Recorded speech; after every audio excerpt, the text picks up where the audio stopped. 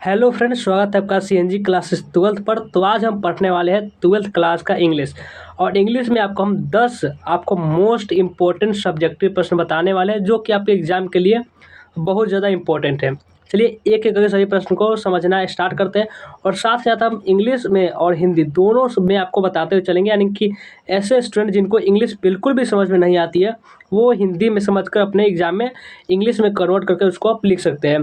तो आपको हिंदी और इंग्लिश दोनों आपको लैंग्वेज में बताते हुए चलेंगे। यानी आपको लिखना एग्जाम में इंग्लिश में ही है लेकिन आपको हिंदी में भी बताते हुए चलेंगे, जिसके कारण क्या होगा कि आपको बेहतर तरीके से जल्दी समझ में आपको आ जाएगा। और ऐसे आप जानते हो कि हम सिर्फ ऑब्जेक्टिव नहीं आपको सब्जेक्टिव भी पढ़ाते ही है, जिसके कारण क्योंकि आपको 50 से ऑब्जेक्टिव पूछा जा रहा है तो 50 में आपको सब्जेक्टिव ही तो आते हैं, इसीलिए आपको ऑब्जेक्टिव और सब्जेक्टिव दोनों पर आपको बराबर बराबर ध्यान देनी है। ओके, चलिए हम समझना स्टार्ट करते हैं। उससे पहले आप वीडियो को लाइक करके शेयर जरूर कर देंगे और जो भी नए बच्चे होंगे इस चैनल को सब्सक्राइब भी कर लेंगे। चलिए हम उसको समझना स्टार्ट करते हैं कि सबसे पहला प्रश्न क्या करा है। चलिए उसको हम देखते हैं। प्रश्न में सबसे पहला है कि CB two after he was forced. क्या करा है इसमें, चलिए इसको हम समझते हैं कि इसमें आपको कहा क्या जा रहा है। देखिए इसमें कह रहा है कि CB two after he was forced to give up collecting gods. यानी कि इसका मतलब हुआ कि जब सीबी को कद्दू इकट्ठा करने से रोका गया तो सीबी ने क्या किया। जो सीबी तो था वो द आर्टिस्ट का जो मेन पात्र था जिसका नाम था सीबी, यानी कि जापान का रहने वाला। सीबी कहाँ का रहने वाला है, ये जापान का। और जो जापान में होता है वो ऐसा ही नाम होता है, यानी कि सीबी कुछ ऐसा नाम जो आपको पढ़ने में ही आपको डिफिकल्ट लगेगी, तो वैसा ही नाम होता है। तो ये सीबी क्या करता है कि ये कद्दू को गॉड्स जो होता है जिसको हम इंग्लिश में गॉड्स बोलते हैं उसको कलेक्ट करने पर उसमें नया नया डिजाइन बनाता है। उस पर क्या करता है कि उसको टांग दे रहा है, उसमें से छेद कर रहा है। उसमें क्या है, चाय पत्ती जो होता है जिसको आप काला काला सा होता है उसको उसमें रख दे रहा है ताकि उसको बहुत तरीके से समझ लीजिए डिजाइन बना रहा है। तो उसको इसका काम है, यानी उसको मन लगता है इसमें।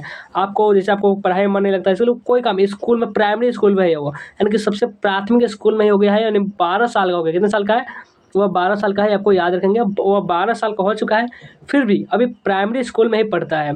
तो सोच सकते हैं आपको कितना वो पढ़ने में डिफिकल्ट होगा, कितना उसको मन ही नहीं लगता होगा पढ़ने में, इसीलिए वो अभी प्राइमरी स्कूल में ही है। और जो गॉड्स में वो इतना टैलेंटेड था कि मत पूछिए, बहुत ज़्यादा वो टैलेंटेड बच्चा था। लेकिन गॉड्स में उतना का दिमाग पढ़ाई में लगा था तो बहुत कुछ कर सकता था। लेकिन गॉड्स में इसमें ये बताया जाता है इस चैप्टर में द आर्टिस्ट, देखिए इसमें नाम है द आर्टिस्ट यानी कलाकार, कि इसमें कैसे एक टीचर और माँ बाप के द्वारा क्या होता है एक बच्चे के टैलेंट को बर्बाद कर दिया था, इसके बारे में इसमें दिखाया गया होता है। तो चलिए इसको समझते हैं कि सीबी seems to be a creative guy even after his collection of gods a goat smeared by his father he did not step there now he has started painting picture. यानी कि इसमें कहा गया है कि सीबी एक रचनात्मक लड़का लगता है, यानी कि रचनात्मक यानी बहुत तरीके से प्रयोग करने वाला। अपने पिता द्वारा लौकी के संग्रह को तोड़ दिए जाने के बाद भी वह रुका नहीं। यानी कि जब उसके पिताजी अपने हैमर निकालते हैं, अपने जो वो कारपेंटर की दुकान पर काम करते थे, और निकालते हैं पूरे के सेबी को जो गॉड्स होता है उसको तोड़ देते हैं। लेकिन फिर भी क्या करता है, सेबी हार नहीं मानता है, रुकता नहीं है। उसके बाद वह पेंटिंग पिक्चर करने लगता है। वो क्या करता है, जो भी पिक्चर होते हैं उसको पेंट करने लगता है, यानी कि अलग अलग तरह फिर नो एक और टैलेंटेड काम स्टार्ट कर देता है। लेकिन अगर वो गॉड्स वाला जो काम था, जो कद्दू को कलेक्ट करता था और उसमें ज़्यादा काम करता था, वो ज़्यादा सक्सेसफुल हो सकता था क्योंकि उसमें मन लगता था। देखिए इंसान को जब जिस चीज़ में मन लग गया ना तो वह तब तो उसको नहीं छोड़ पाएगा, कुछ भी हो जाए। यानी कि हो सकता है मजबूरी में छोड़ दिए, पर उसको अगर उस काम में जिस काम में उसमें मन लगता है उसमें बहुत जल्दी सक्सेसफुल होने की चांसेस होती है। तो ये भी आप समझ गया कि आपका ये प्रश्न है कि CB two after he was forced to give up collecting gods, यानी कि जब उसके पिता द्वारा कद्दू को तोड़ दिया था तो उसके बाद वो क्या करने लगता है। तो बताना कि वो क्या कर पेंटिंग पिक्चर करने लगता है। और ये एमसीक्यू क्वेश्चन में भी आ सकते हैं, यानी कि ये आ भी चुके हुए हैं तो ये एमसीक्यू क्वेश्चन में भी आ सकते हैं, तो ध्यान रखेंगे। चलिए नेक्स्ट क्वेश्चन में चलते हैं। उम्मीद है आपको ये सवाल समझ में आ चुका होगा और आपको हर चैप्टर से ला दिए हुए ताकि आपको पूरे चैप्टर को ऊपर समझाते हुए चले। और क्या है तो आपको बताना है कि अगर एग्जाम में पूछेगा ये जो आपका द आर्टिस्ट है क्या, तो ये आपका ये स्टोरी है। इसको लिखे कौन होते हैं, जिसको लिखे होते हैं अपने कौन लिखे होते हैं, द आर्टिस्ट को शिगा नोया जी लिखे होते हैं, जो कि वे जापान के रहने वाले होते हैं। और ये जो बच्चा होता है ये भी जापान का ही होता है, तो ध्यान रखेंगे। और चलिए ये 12 साल का होता है, ये भी आपको ध्यान रखना है। और चलिए आगे बढ़ते हैं अगले प्रश्न पर। ये देखिए इसमें क्या कहा जा रहा है, इसमें कि what do you know about Rupert Brooke, यानी कि रूपर्ट ब्रूक के बारे में आप क्या जानते हैं। इसमें आपसे पूछा जा रहा है कि रूपर्ट ब्रूक के बारे में आप क्या जानते हैं। रूपर्ट ब्रूक कौन, वही आपका वार पोएट जो कौन से चैप्टर को लिखे हुए हैं, वो लिखे हुए हैं अपने द सोल्जर को। वो द सोल्जर को लिखे हुए, इसमें वो खुद सैनिक है। वो बताता है कि अगर मैं अपने देश के लिए और दूसरे देश में लड़ने के लिए गया हुआ, अगर मुझे वहाँ पे मृत्यु हो जाती है तो मुझे दो, ये जो आपका समझ लीजिए कि यहाँ पर ये कब्र है और यहाँ पे मुझे अगर दफनाया जाता है इस प्रकार से, अगर मुझे इस यहाँ पे दफनाया जाता है तो छोटा सा जो हिस्सा आप देख रहे हैं ना, ये हमेशा के लिए इंग्लैंड का हो जाएगा। कहाँ? ये हमेशा के लिए इंग्लैंड का हो जाता है। ऐसा नहीं है कि वो हो ही जाएगा, वो अपने भावनाओं के तहत ये बोल रहे हैं, यानी कि ऐसा वो कह रहे हैं अपने देश, अपने प्रति वो देशभक्ति दिखा रहे हैं, यानी सभी को देशभक्ति होनी चाहिए। वो अपने देशभक्ति को दिखा रहे हैं कि मैं ऐसा ऐसा हो जाएगा अगर मैं यहाँ पे मर जाता हूँ तो, यानी वो अपने बात को कह रहे हैं, अपने देशभक्ति दिखा रहे हैं। वो भी ये भी कहते हैं कि मुझे इंग्लैंड ने फूल दिया प्यार करने के लिए, हवाएं दी सांस लेने के लिए। यानी तो सभी ग्रेटलेस फूड करते हैं कि हमें भी तो अपने भारत ने हवा दिया है, अपने खाने के लिए ज़मीन दी है, रहने के लिए, इस प्रकार से। तो चलिए इस सवाल को हम समझते हैं किसमें आपको आंसर लिखना कैसे है। तो लिखना है कि Rupert Brooke was an idealist English poet who died in the First World War. यानी कि लिखना है कि रूपर्ट ब्रूक एक आदर्शवादी अंग्रेजी कवि थे जिनकी मृत्यु प्रथम विश्व युद्ध में हुई थी। यानी कि फर्स्ट वर्ल्ड वॉर यानी कि प्रथम विश्व युद्ध में उनकी मृत्यु हुई थी। और आगे लिखना है कि he was a soldier by profession and represented England in the First World War. यानी कि उसके बाद लिखना क्या है, उसके बाद आपको लिखना है कि वह पेशे से एक सैनिक थे। क्या थे वह? पेशे से एक सैनिक थे और प्रथम विश्व युद्ध में इंग्लैंड का प्रतिनिधित्व किए थे। यानी कि इंग्लैंड की तरफ से वह लड़ने के लिए गए हुए थे। कहाँ गए हुए थे तो ये इसमें नहीं बताया गया है कि वो गए कहाँ थे। चलिए इसको हम और आगे कैसे लिखना है वो बताते हैं। तो आगे लिखना है कि वह अपने युद्ध सोनेट के लिए प्रसिद्ध है। देखिए वो सोनेट किसको कहते हैं, चलिए आपको बताते हैं। सोनेट जो होता है वह 14 लाइन का एक पोएम होता है। इसमें जो 8 लाइन होता है उसको हम ऑक्टेव बोलते हैं, जो 6 लाइन होता है उसको हम सिक्सटेट बोलते हैं। तो ध्यान रखेंगे। चलिए इसमें W.B. येट्स शब्दों में वह पसंद इंग्लैंड के, एंड एक और आपका पोएट था W.B. येट्स। उन्होंने रूपर्ट ब्रूक को कहते हैं कि आप पूरे इंग्लैंड के सबसे मोस्ट हैंडसम क्या है पर्सन है, यानी कि हैंडसम पोएट है, इस प्रकार से वे बताए हुए थे। तो ये जो आपका प्रश्न था ये भी आप समझ गए होंगे कि he is famous for his war sonnets in the words of W. Yeats he was the most handsome young man of England at that time. तो समझ गए। चलिए आगे बढ़ते हैं अगले प्रश्न पर। अगला प्रश्न है, देखिए इसमें क्या कहा जा रहा है कि what agreements does the poet give at time of parting with his beloved. यानी इसमें क्या कहा जा रहा है, चलिए समझते हैं कि इसमें जो आपको कहा जा रहा है जो पोएट जो ये सबसे पहले कहाँ से लिया गया है उसके बारे में बात करते हैं। ये जो लिया गया पर sweetest love I do not को, जिसको जॉन डन जी लिखे हुए हैं, ये वहाँ से लिया गया है। तो इसमें प्रश्न में क्या कहा जा रहा है कि विदा होते समय कवि अपने प्रेमिका को क्या दलील देता है, वो क्या बताते हैं अपनी जो प्रेमिका है, जिसका नाम क्या होता है, जिसका नाम होता है एनी मोर। जिसका नाम होता है आपको एनी मोर जो नाम होता है प्रेमिका का, जॉन जी के प्रेमिका को, उससे बात करें कि मैं तुमसे, इसमें जो बात किए होते हैं कि मैं जो कवि होते हैं वो एक जर्नी पर जा रहे होते हैं, और वो कहाँ जा रहे होते हैं इस बारे में नहीं बताया गया है, लेकिन वो जर्नी पर जा रहे होते हैं। उसमें अपने प्रेमिका को बता रहे होते हैं कि अब मेरी प्रेमिका तुम न रो न तुम आहें भरो, क्योंकि क्यों रोगे तुम, क्योंकि मैं जा रहा हूँ इसलिए नहीं। देखिए तो सूरज जो है वो अपने जो कंपेयर जो सूरज से भी करते हैं कि देखिए सूरज जो इस बार नहीं कोई इच्छा है, ना इस बार गर्लफ्रेंड नहीं कोई इच्छा है, और फिर भी वो रो जाता है, लेकिन मेरे पास तो तुम हो इसलिए मैं आऊँगा ही आऊँगा, इसलिए वो ऐसा बात कर रहे हैं। तो वे जो अपने जो प्रेमिका समझा रहे हैं कि अगर तुम्हें मुझे याद आएगी तो, अब जो एक और बात वो कहते हैं कि जो मानव जो है वो कितना कमज़ोर है, कितना कमज़ोर है। जब उसका अच्छा किस्म चल रहा होता है तो उसे कुछ और समय के लिए उसे बढ़ा नहीं पाता है, लेकिन जब उसका बुरा किस्म चल रहा होता है तो क्या करता है कि वो पूरा टूट जाता है, यानी कि बहुत टूट गया, यानी कि वो और कहता है और बुरा समय आओ, और भी अपना और भी सोचता है कि यानी और जो बुरा समय तो वो बढ़ा नहीं सकता, यानी कि अपने पूरा संयम ही खो देता है, यानी टूट जाता है पूरी तरह से, यानी बिखर जाता है। इस प्रकार से जॉर्डन जी बता रहे हैं। चलिए इसमें देखते हैं कि क्या कह रहा है कि the poet says to his beloved that don't let hate thoughts enter your mind because sometimes it comes true at the same time suggested that if you remember me then imagine I am there on bed but we are just turned aside। यानी कि इसमें कहते हैं कि कभी अपने प्रेमिका से कहते हैं कि अपने दिमाग में कोई बुरा ख्याल आने ही ना दो। यानी क्यों ऐसा बोलते हैं, वे जो कवि कह रहे हैं कि जो हमारा जो दिमाग होता है, जो माइंड होता है, वो कभी कभी ऐसा क्या होता है कि हम कुछ सोचते हैं, यानी कि सोच रहे हैं कि अरे उसका एक्सीडेंट हो गया, यानी अब होना हो उसका एक्सीडेंट हो जाए, यानी कि कुछ पूरा ख्याल हमारे माइंड में आता है। कभी कभी क्या होता है, जो हमारा जो दिमाग होता है, हमारा जो लक होता है, उसको पूरा कर देता है, यानी जो आप सोचते हैं कि हाँ ये चीज़ नहीं होनी चाहिए थी, लेकिन वो हो जाता है। क्यों हो जाता है, इसीलिए जो आपका पोएट करना चाह रहा है कि तुम किसी भी प्रकार का बुरा ख्याल अपने इस दिमाग में, ये जो आपका इसमें आने ही ना दो।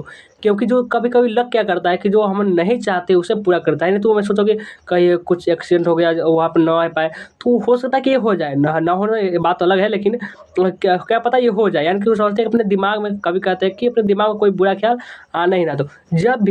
जब भी तुम्हें मेरी याद आएगी तो क्या करना कि जो भी यहाँ पे बिस्तर है, यानी इस तरह से बेड है, इसमें समझ ले तू इस तरफ घूम के सोए हुए और मैं इस तरफ, यानी कि हम दोनों एक दूसरे के यानी कि टर्न साइड घूम के एक ही बिस्तर पर लेटे हुए हैं, लेकिन हम दूसरे के एक दूसरे के विपरीत है। इस प्रकार से तुम इमेजिन करना, जैसे तुम्हें लगेगा कि मैं तुमसे ज़्यादा दूर नहीं गया हूँ, इस प्रकार से।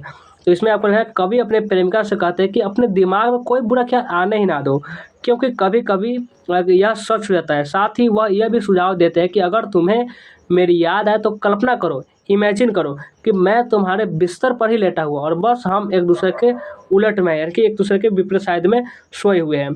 तो आपको ये भी प्रश्न तो था, ये आपका बहुत इंपॉर्टेंट था, तो याद जरूर से कर लीजिएगा। और ये आपका sweetest love I do not got से लिया गया है। चलिए आगे बढ़ते हैं, अब अगला प्रश्न पर आते हैं। तो चलिए अब अगला प्रश्न पर आते हैं। अब देखिए अगला प्रश्न क्या कर रहा है कि इसमें जो आपका प्रश्न कर रहा है कि वाट, क्या है इसमें, what similarities does the poet draw between two human being. यानी कि इसमें जो कवि कह रहा है कि कवि दो मनुष्यों के बीच की कौन सी समानता को देखते हैं, कवि दो मनुष्यों के बीच कौन सी समानता को देखते हैं। यानी कि इसमें आपको बताना है कि ये जो अपने कवि किसके बारे में बात की जा रहा है। सबसे पहले देखेंगे, कवि कहते हैं कि विश्व के सभी मनुष्य बराबर है, क्योंकि वे सभी खून एक दूसरे में कतरे में जो होते हुआ, यानी कि सब में क्या करते हैं। ये आपका सबसे पहले बात करते हैं कि लिया कहाँ से है। ये जो आपका लिया गया है सॉन्ग ऑफ माई सेल्फ, यानी खुद के लिए गीत, जो कि वोल्ट विथ में जो होते हैं वे अपने यानी कि खुद ही गाते हैं और खुद ही एंजॉय करते हैं। वो बोलते हैं कि I am 37 year old and perfect, यानी कि वे बताते हैं कि मैं भी 37 साल का हूँ और भी पूर्णतः रूप से स्वस्थ हूँ और मृत्यु तक स्वस्थ ही रहना चाहता हूँ। यानी कि वो अपने इस प्रकार से बताते हैं कि जो सभी मानव जो सभी सेम है, क्या जाति क्या विरोध, सभी सेम है, यानी कि सभी जो खून है वो जो इसका लाल है, यानी कि सभी एक समान ही सबको बताते हैं। तो ये सवाल है, ये आ सकते हैं एग्जाम में, इसलिए आपको एक बार जरूर से पढ़ लेना है कि इसमें क्या कर रहा है।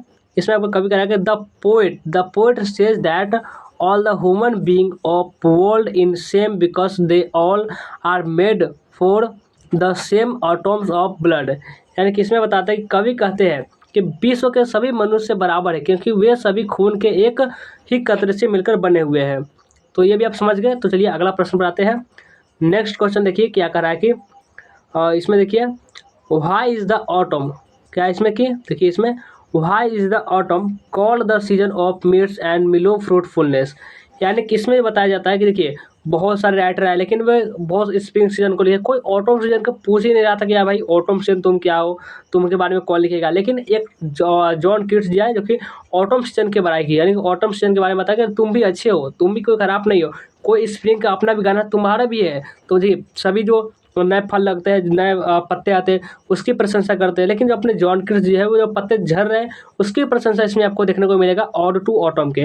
तो इसमें बहुत सारे इसमें बताया गया है कि जो ऑटम सीजन है और जो सूरज है बहुत ही घनिष्ठ मित्र है, उसमें एक दूसरे बहुत बातचीत भी कैसे कैसे करते हैं उसके बारे में बातचीत किया गया है। तो जो इम्पोर्टेंट क्वेश्चन है उसको चलिए हम देखते हैं कि ये पतझड़ ऋतु को कोहरे और मधुर फल का मौसम क्यों कहा जाता है। जब ये ऑटम सीजन है उसको कोहरे का सीजन है, दो धुंध धुंध देखते हैं ना, उसको कोहरे का सीजन और मधुर फलों का सीजन, बहुत ही प्यारे प्यारे मीठे मीठे फल लगते हैं, उसका सीजन क्यों कहा गया है किसको, और वो भी ऑटम सीजन को, जिसमें पत्ते जो होते हैं वे झड़ते हैं। तो बताना है कि autumn is called the season of meets and mellow fruitfulness. यानी कि पतझड़ ऋतु को धुंध की उपस्थिति के कारण, पतझड़ ऋतु को धुंध की उपस्थिति के कारण कोहरे और मधुर फलों का मौसम कहा जाता है। यानी autumn is called the season of mists and mellow fruitfulness because of the presence of the mystery and because during this season fruits on trees have reach to extreme ripeness, the crops are ready to picked in the season. यानी कि इसमें बताते हैं कि जो पतझड़ जो मौसम जो होता है, पतझड़ जो ऋतु होती है, धुंध और के उपस्थिति के कारण कोहरे और जो भी उसमें धुंध होते हैं उसकी उपस्थिति के कारण कोहरे और मधुर फलों का मौसम कहा जाता है। क्योंकि इस मौसम के दौरान पेड़ों पर फल अत्यधिक पक चुके होते हैं। इस मौसम में जो फसलें होती है वह तैयार हो जाती हैं। तो चलिए ये भी आप समझ गए होंगे। आगे बढ़ते हैं, अगले प्रश्न पर आ जाइए। नेक्स्ट क्वेश्चन क्या करा है चलिए इसको देखते हैं। इसमें क्या कहा जा रहा है कि what does the poet mean when he says now the leaves are falling fast, यानी इसमें कहते हैं कि कवि का क्या मतलब है जब वह कहते हैं कि now the leaves are falling fast, यानी कि कवि जो है अपने WH में ऐसा क्यों कहते हैं, क्यों कहते हैं मतलब क्यों कहते हैं कि कवि कहना चाहते हैं now the leaves are falling fast, पत्ते गिर रहे हैं अब तेजी से, ऐसा क्यों कहते हैं। तो बताना है कि the poet wants to say that the people are turning old, यानी कि कवि कहना चाहते हैं कि लोग बूढ़े हो रहे हैं, क्या है, लोग बूढ़े हो रहे हैं, सही बात है, लोग बूढ़े ही हो रहे हैं। ताकि इसमें बताया गया है कि जो भी बूढ़े लोग जो थे वो कब्र की ओर जा रहे हैं, और नए जो पर्सन है, जो नए नए बच्चे हैं वो अब आ रहे हैं, वो भी जवान हो रहे हैं, वही बूढ़े हो रहे हैं, इस प्रकार से बता रहे हैं। इसमें कवि कहना चाहते हैं कि लोग बूढ़े हो रहे हैं और वे धीरे धीरे कब्र की ओर जा रहे हैं, धीरे धीरे कब्र की ओर जा रही है। नया बात थोड़ी ना है, हमेशा सभी जो होते हैं वो नए प्रजाति जो होते हैं वो आगे आते हैं, और जो पुराने प्रजाति होते हैं वो मिट जाते हैं, हर चीज़ की मतलब यही है। And they are gradually going towards the grave now they completed their journey of life in this world। तो ये भी कवि का क्या मतलब है जब वो कहते हैं now the leaves are falling fast, उनका एक ही मतलब होता है कि कवि कहना चाहते हैं कि लोग बूढ़े हो रहे हैं, लोग क्या, लोग बूढ़े हो रहे हैं और वे धीरे धीरे कब्र की ओर जा रहे हैं, उनके जीवन का सफर अब इस दुनिया से पूरा हो गया है। तो ये जो छोटा सा प्रश्न था समझ गए होंगे। आगे बढ़ते हैं। What do you mean by nurses flower, इसमें कहा जा रहा है कि नर्सिस फ्लावर का क्या मतलब होता है। चलिए उसको बताते हैं कि नर्सिस फ्लावर आखिर होता क्या है। देखिए इसमें क्या कहा है नर्सिस फ्लावर का, क्या है कि नर्सिस फ्लावर का क्या मतलब है, हिंदी में लिख दिए हुए, आपको कोई सा भी दिक्कत नहीं होने वाला है। Nurses flower means the plants which is planted around the main plants to support it is a base, यानी कि नर्सिस फ्लावर का अर्थ उन पौधों से है जो पौधे मुख्य रूप के चारों ओर लगाए जाते हैं। यानी कि नर्सिस फ्लावर करने का मतलब ऐसे पौधे जिनको चारों बगल से के, मान चलिए आपको पेड़ बना दे रहे हैं, आपको समझाने के लिए देखिए, ये जो आपको मान चलिए ये आपको पेड़ है, इस प्रकार से आपको उसको बनाना नहीं आता है, फिर बता रहे हैं ये जो पेड़ है इसके आसपास तो इस प्रकार से आप देख रहे हैं, इस प्रकार से दिख रहा है, जो आपको छोटा छोटा जो पेड़ आपको दिख रहा है इसी को हम बोलते हैं नर्सिस फ्लावर, यानी जो इस बड़ा सा पेड़ है इसको ये मजबूती प्रदान करता है, यानी कि इससे इसको जमीन से जकड़े रखता है, तो इसीलिए हम इसको बोलते हैं नर्सिस फ्लावर। जो आप छोटा छोटा पौधा यहाँ पे देख रहे हैं इसको हम बोलेंगे नर्सिस फ्लावर। तो ये भी आप अच्छे तरीके से समझ गए होंगे, अगर समझ गए चलिए बढ़ते हैं आगे, अगले प्रश्न पे आते हैं।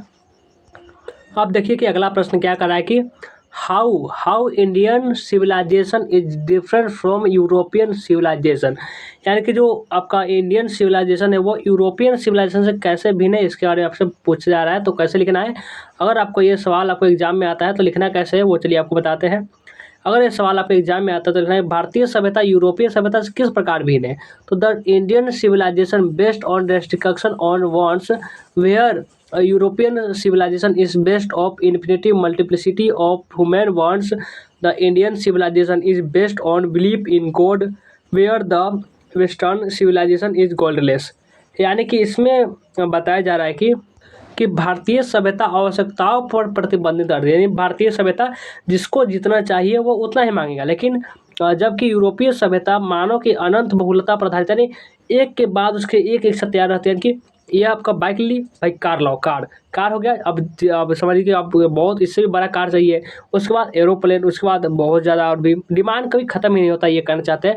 भारतीय सभ्यता ईश्वर में विश्वास पर आधारित होती है, जो भारतीय सभ्यता होती है वो क्या करते हैं, जो करेगा भगवान करेगा। आप एग्जाम में तब कोई बहुत सारे स्टूडेंट ऐसे होंगे जो कह रहे होंगे सरस्वती माँ चाहेंगे तो आ जाएगा, भगवान चाहेंगे तो हम पास भी हो जाएंगे, इस प्रकार से। लेकिन अपने काम पर भगवान भी यही करते हैं कि पहले आप कर्म कीजिए उसके बाद आपको फल मिलेगा, तो जाहिर सी बात है आपको पढ़ना तो पड़ेगा। जबकि पश्चिमी सभ्यता ईश्वर विहीन होते हैं, जो भी वेस्टर्न जो सिविलाइजेशन होते हैं, पश्चिमी सभ्यता होती है वो भगवान पर विश्वास नहीं करती है, बोलते हैं हम ही मशीन बनाएंगे, भगवान कुछ होता ही नहीं है, इस प्रकार से।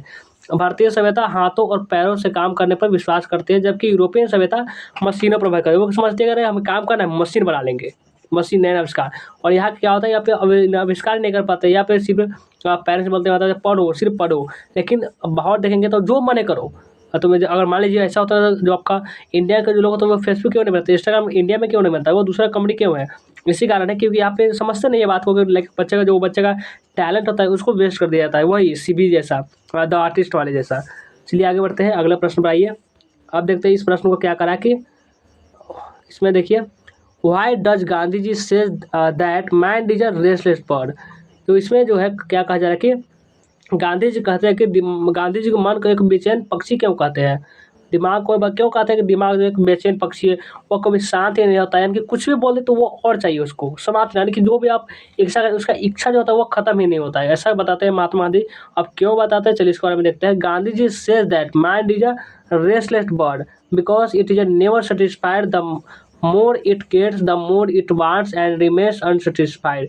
देखिए गांधी जी एक बहुत ही जबरदस्त लाइन बोलते हैं कि mind is a restless bird, the more it get the more it wants and remains unsatisfied, यानी कि जो दिमाग है वो कभी शांत ही नहीं होता, उसको एक के बाद एक इच्छा तैयार होता है। इससे अगर आप कोई भी डिमांड होगा उसको कभी खत्म ही नहीं होता, दिमाग कभी मरने के बाद ही खत्म होता है, जाहिर सी बात है। उसके बाद he says because a mind never gets satisfied like a bird, he always wanted to quench his thirst of desire even after his completion of any of desire, the next one ready, and this cycle of desire continue till his least breath, so says that mind is a restless bird। यानी कि इसमें कहते हैं कि गांधी जी कहते हैं मन को एक चंचल पक्षी है, क्योंकि यह कभी संतुष्ट नहीं होता है, वह जितना अधिक पाता है, जितना अधिक उसको मिलता है उससे और भी वो अधिक चाहता है, उतना ही वो अधिक चाहता है और असंतुष्ट रहता है, वो कभी संतुष्ट हो ही नहीं सकता।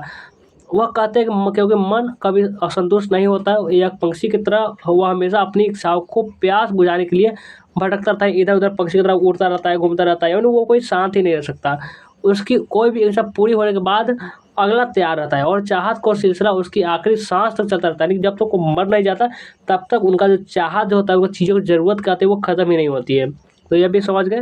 अब चलिए लास्ट क्वेश्चन एक है, उसको चलिए समझते हैं कि इसमें क्या कहा जा रहा है कि why did our ancestor prepared to live in village, यानी कि इसमें क्या कहते हैं कि why did our ancestor prepare to live in village, यानी कि हमारे पूर्वज गांव में रहना क्यों पसंद करते हैं, हमारे पूर्वज गांव में रहना क्यों पसंद करते, तो बताना है कि our ancestor prepare to live in village because they wanted to live in a safe place with their ancient tradition, यानी हमारे पूर्वज गांव में रहना पसंद करते थे क्योंकि वे अपने प्राचीन परंपरा के साथ सुरक्षित रहना चाहते थे।